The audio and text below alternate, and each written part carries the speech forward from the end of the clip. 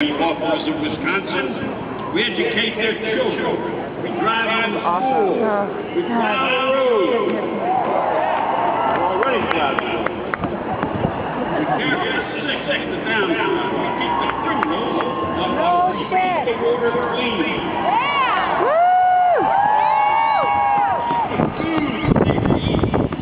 We provide services that make Wisconsin happy. To make sure they see us, hear us, and know who we are, and serve. Joe would have been done in about 5. And Joe would be done right now. Freedom. He'd be like, Come on. The rights of every red-blooded working American man and woman. We're going to keep on fighting. I know. After members will be staying.